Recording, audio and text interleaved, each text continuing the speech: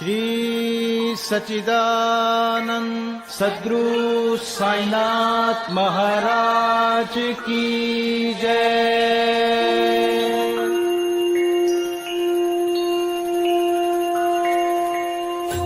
आदरणीय साईं भक्तों, आप सभी को हृदय की गहराइयों से सादर प्रणाम।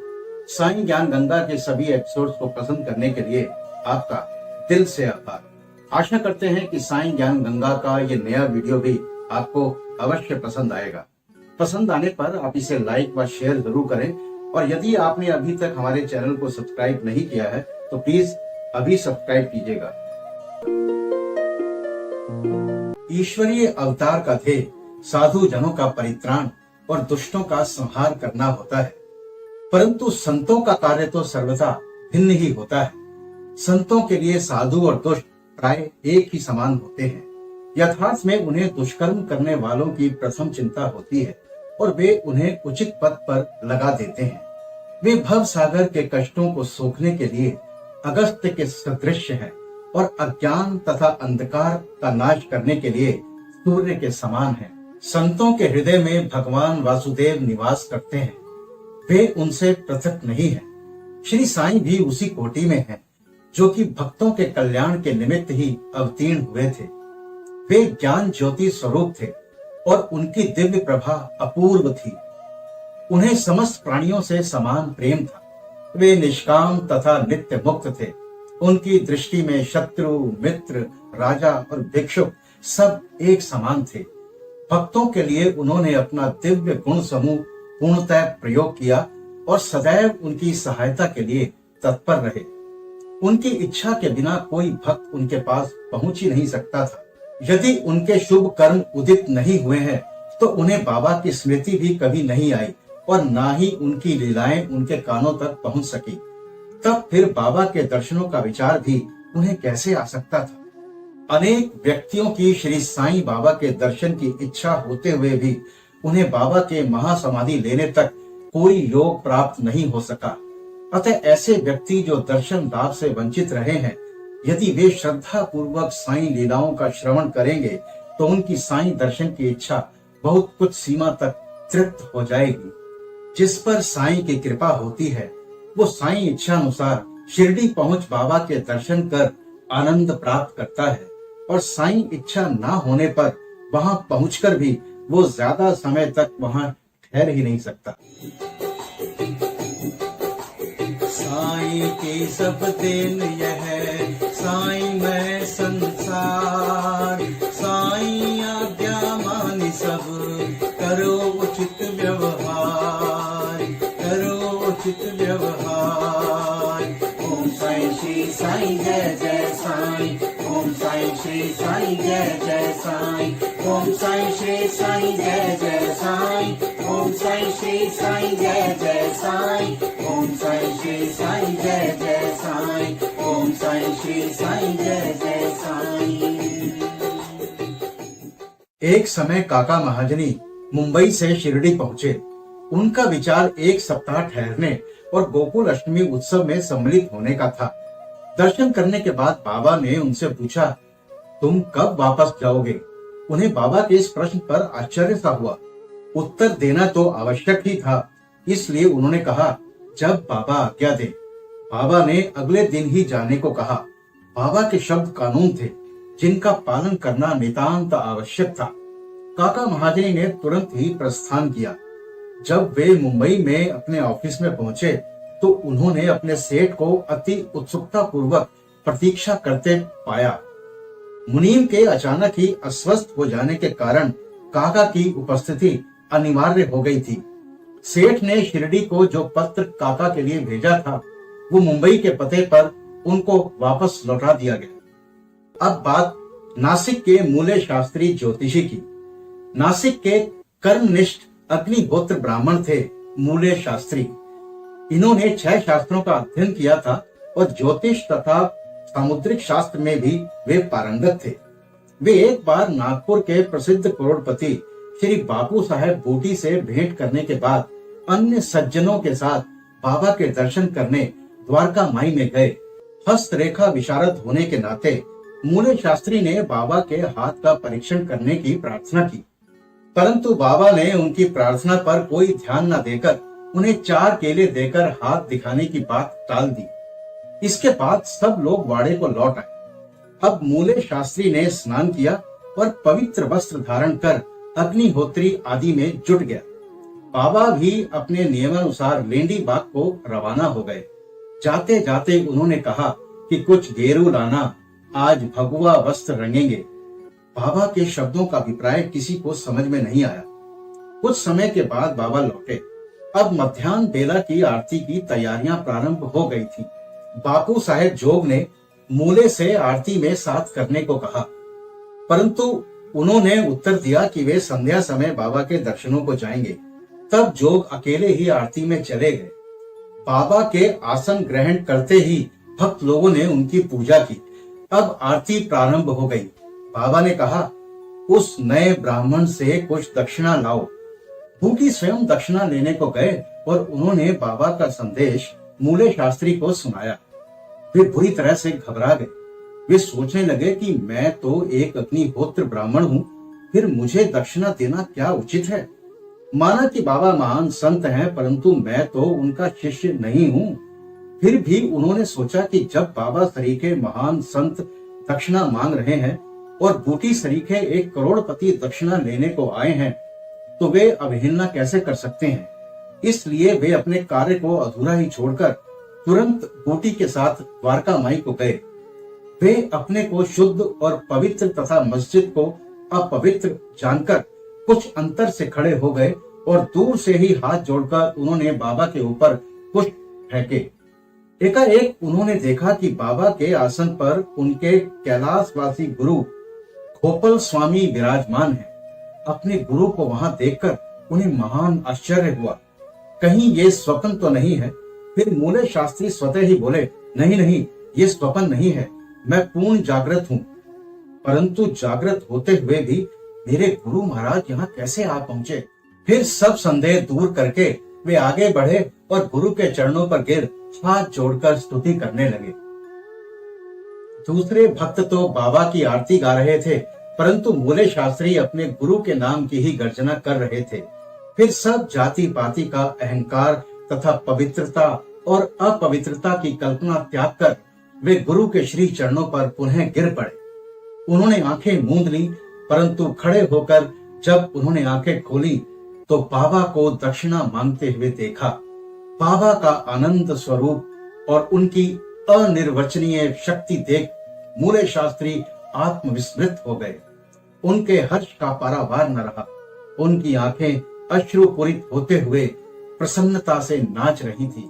उन्होंने बाबा को पुनः नमस्कार किया और दक्षिणा दी। मूले शास्त्री कहने लगे, मेरे सब संशय दूर हो गए। आज मुझे अपने गुरु के दर्शन हुए। बाबा की ये अद्भुत लीला देखकर सब भक्त और मूले शास्त्री द्रवित हो गए। गेरू लाओ, आज भगवा वस्त्र रंगेंगे। बाबा के इन शब्दों का अर्थ अब सबकी समझ में आ गया। साईं बाबा माया की अभेद्य शक्ति थे। बाबा के शब्द सदैव संक्षिप्त, अर्थपूर्ण, गूढ़ और विद्वत्तापूर्ण तथा समतोल रहते थे। वे सदा निश्चिंत और निर्भय रहते थे।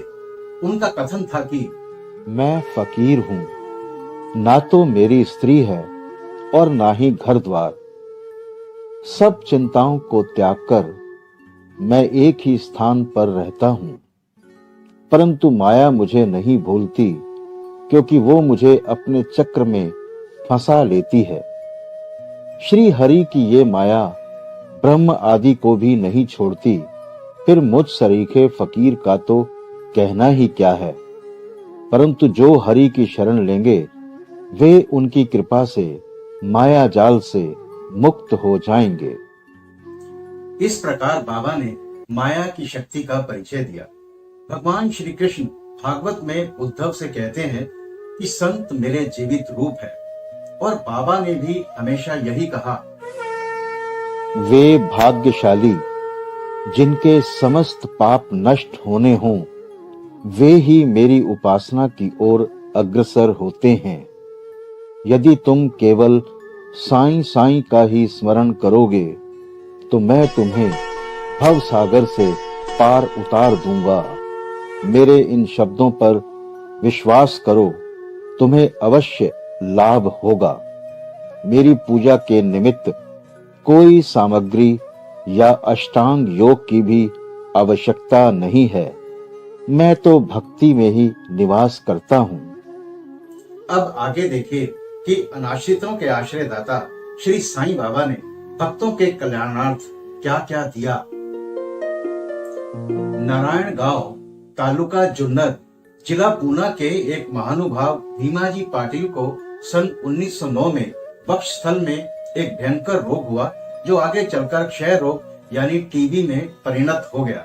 उन्होंने अनेक प्रकार की चिकित्सा की, परंतु कुछ लाभ न हुआ।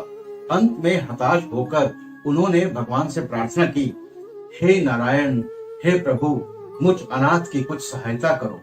ये तो विदित ही है कि जब हम सुखी रहते हैं तो भगवत स्मरण नहीं करते, परंतु जो ही दुर्भाग्य घेर लेता है और दुर्दिन आते हैं, तभी हमें भगवान की याद आती है। इसीलिए भीमा जी ने भी ईश्वर को पुकारा।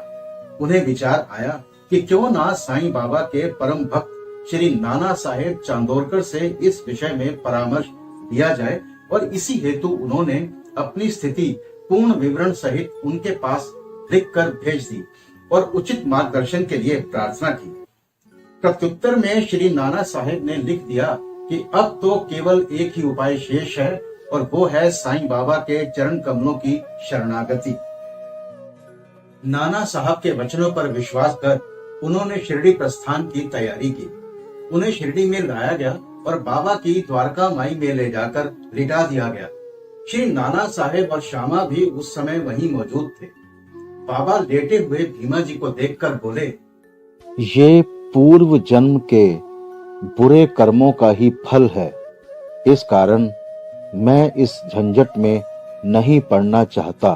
ये सुनकर रोगी अत्यंत निराश होकर करुणापूर्ण स्वर में बोला कि मैं बिल्कुल निस्सहाय हूँ और अंतिम आशा लेकर आपके श्री चरणों में आया हूँ। आपसे दया की भीख मांगता हूँ।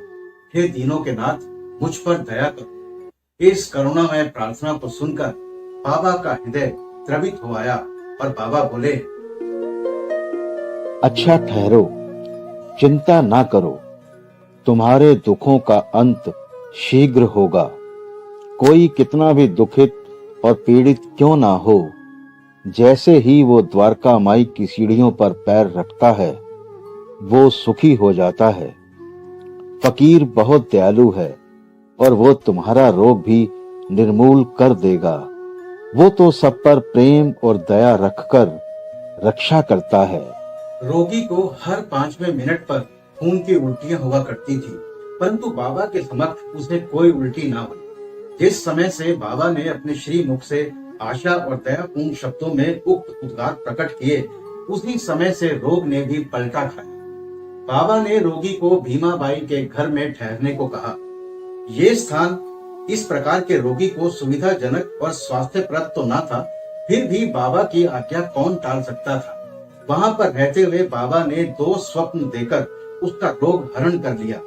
पहले स्वप्न में रोगी ने देखा कि वो एक विद्यार्थी है और शिक्षक के सामने कविता मुखार्ग ना कर सकने के दंड स्वरूप पैंतों की मार से असहनीय कष्ट भोग रहा है। दूसरे स्वप्न में उसने देखा कि कोई हृदय पर नीचे से ऊपर और ऊपर से नीचे की ओर पत्थर घुमा रहा है, जिससे उसे असहनीय पीड़ा हो रही है। स्वप्न में इस प्रकार कष्ट पाकर वो स्वस्थ हो गया और घर लौट आया। फिर वो कभी कभी शिरडी आता और साईं बाबा की दया का स्मरण कर साष्टांग प्रणाम करता था। बाबा अपने भक्तों से किसी वस्तु की आशा न रखते थे। वे तो केवल स्मरण, दृढ़ निष्ठा और भक्ति के भूखे थे। एक दूसरे भक्त जिनका नाम बाला गणपत दर्जी था, एक समय जीर्ण स्वर से पीड़ित हुए। उन्होंने सब प्रकार की दवाइयां और काढ़े लिए, परंतु इनसे कोई लाभ न हुआ। जब ज्वर तिल मात्र भी न घटा तो वे शिरडी दौड़े आए और बाबा के श्री चरणों की शरण ली। बाबा ने उन्हें विचित्र आदेश दिया, तुम ऐसा करो, लक्ष्मी मंदिर के पास जाकर एक काले कुत्ते को थोड़ा सा दही और चावल खिलाओ। ईश्वर भला करेंगे। वे ये समझ न सके कि इस आदेश का पालन कैसे करें। घर पहुंचकर चावल और दही लेकर वे लक्ष्मी मंदिर पहुंचे, जहां उन्हें एक काला कुत्ता पूंछ हिलाते हुए दिखा। उन्होंने वो चावल और दही उस कुत्ते के सामने रख दिया, जिसे वो तुरंत ही खा गया। और वास्तव में आश्चर्यजनक तरीके से ये उपाय करने मात्र से ही बालादर्जी का ज्वर हमेशा हमेशा के लिए जाता रहा। अब बात बापू साहेब बूटी की। श्रीमान बापू साहेब बूटी एक बार अम्ल पित्त के रोग से पीड़ित हुए। उनकी अलमारी में अनेक औषधियां थी, परंतु कोई भी उन्हें ठीक नहीं कर पा रही थी। बापू साहेब अम्ल पित्त के कारण अति दुर्बल हो गए। उनकी स्थिति इतनी गंभीर हो गई कि अब वो द्वारका माई जाकर बाबा के दर्शन करने में भी अपने आप को असमर्थ महसूस कर रहे थे।